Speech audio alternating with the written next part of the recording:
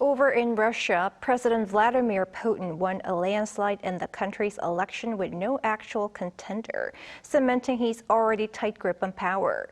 In his victory speech, Putin warned NATO of World War III if there's any direct conflict. Jeong Eun-joo tells us more. Russian President Vladimir Putin has won a fifth term as the country's leader, following an election that's been widely criticized as lacking democratic legitimacy. Russia's Central Election Commission on Monday revealed that with 60% of the votes counted, Putin had an overwhelming lead with over 87% voting for the incumbent leader.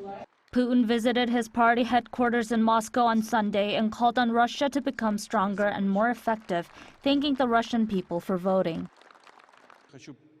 Initially, I would like to thank Russian citizens. We are all one team. All Russian citizens who came to polling stations and voted.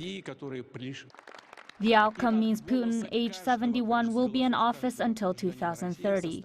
If Putin completes the full term, he will overtake Joseph Stalin and become Russia's longest-serving leader in more than 200 years. Putin has had little to no challenge during his rule, with most opposition candidates either dead, jailed, or barred from running for office. In the face of Putin's predictable victory, Russia's opposition sought to put together a show of strength. Yulia Navalnaya, the widow of Alexei Navalny, said Sunday that she wrote her late husband's name on the ballot. Navalny supporters also held demonstrations at polling stations throughout Russia while voting for other candidates or invalidating votes.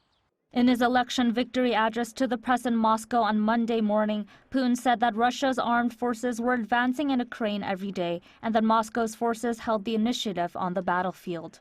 He also said the presence of Western troops in Ukraine could push the world to the brink of World War III.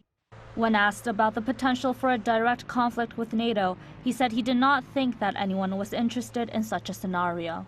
Putin also said Russia was ready for talks on a French proposal for a ceasefire in Ukraine during the Olympic Games, but would need to take Russia's interests on the front line into account. Jeong Eun-joo, Arirang News.